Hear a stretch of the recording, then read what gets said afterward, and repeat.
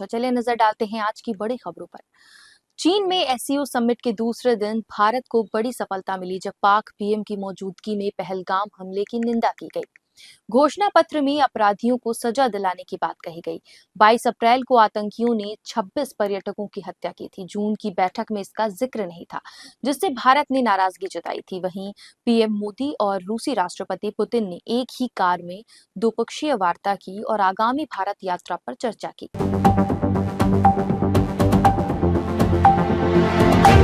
प्रधानमंत्री नरेंद्र मोदी और पुतिन की दोस्ती एससीओ समिट में खास रही। राष्ट्रपति पुतिन ने पीएम मोदी के साथ एक ही कार में यात्रा की इच्छा जताई और 10 मिनट इंतजार किया। दोनों नेता पुतिन की कार में बैठे और होटल पहुंचने तक 45 मिनट चर्चा की। इसके बाद 1 घंटे की औपचारिक बैठक हुई। समिट स्थल पर शी जिनपिंग के साथ भी बातचीत हुई। पीएम मोदी का चीन दौरा ऐतिहासिक रहा, जिसकी देश विदेश में चर्चा हो रही है।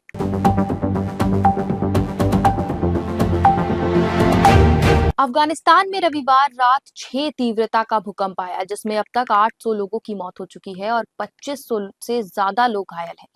अधिकतर लोग सो रहे थे, जिससे वे इमारत के मलबे में दब गए। शहर में रात भर झटके महसूस किए गए। राहत और बचाव कार्य अब भी जारी है, लेकिन अधिकारियों का कहना है कि मृतकों की संख्या और बढ़ सकती है। यह आपदा लोगों के लिए बेहद भयावह साबित हुई।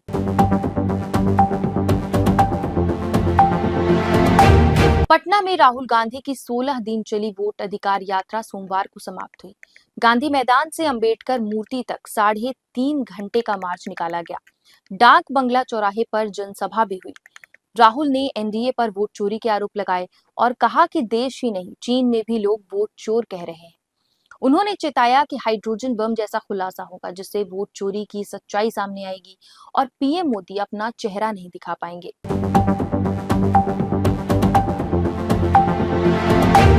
केंद्रीय मंत्री नितिन गडकरी ने नागपुर में महानुभाव पंथ सम्मेलन में कहा कि धर्म, समाज और राजनीति के कार्य अलग अलग हैं। उन्होंने अपील की कि धर्म काज से नेताओं को दूर रखा जाए, क्योंकि धर्म की आड़ में राजनीति समाज के लिए नुकसानदायक है। गडकरी ने कहा कि सत्ता के हाथ में धर्म देने से हानि होती है और कुछ राजनीतिज्ञ इसका इस्तेमाल करते हैं, जिससे विकास और रोजगार जैसे अहम मुद्दे पीछे छूट जाते हैं।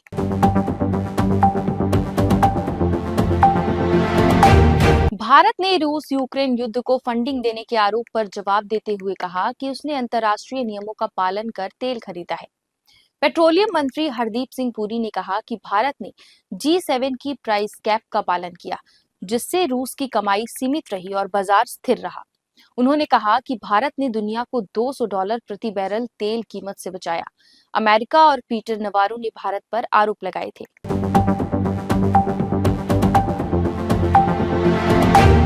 सोमवार 1 सितंबर को सेंसेक्स 555 अंक चढ़कर 80,364 पर बंद हुआ, जबकि निफ्टी 198 अंक बढ़कर 24,625 पर पहुंचा। सेंसेक्स के 30 में से 23 शेयरों में तेजी रही। महिंद्रा और टाटा मोटर्स समेत 16 शेयरों में 1.15% से 3.50% तक उछाल आया। निफ्टी के 50 में से 42 शेयरों में बढ़त रही। एनएसई के auto, consumer durables, financial metal और आईटी इंडेक्स में मजबूती रही, जबकि मीडिया और फार्मा में गिरावट दर्ज की गई।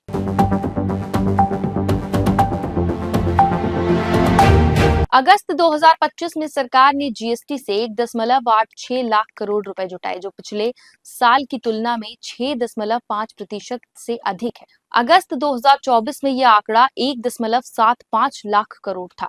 हालांकि जुलाई 2025 के मुकाबले अगस्त में 10,000 करोड़ की कमी आई है, जब 1.96 लाख करोड़ वसूले गए थे। अप्रैल में रिकॉर्ड 2.37 लाख करोड़ और मई में 2.01 लाख करोड़ का कलेक्शन हुआ था। ये आंकड़े सोमवार 1 सितंबर को जारी किए गए।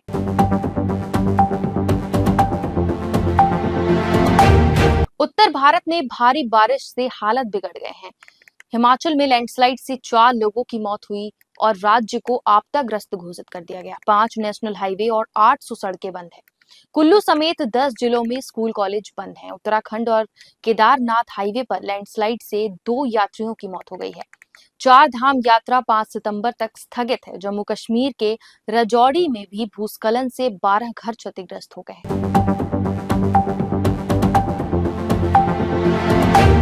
ऐसे ही ताज़ा अपडेट्स के लिए हमारे यूट्यूब चैनल को लाइक और सब्सक्राइब करना ना भूलें। इसके साथ ही हमारे फेसबुक और इंस्टाग्राम पेज को फॉलो करें।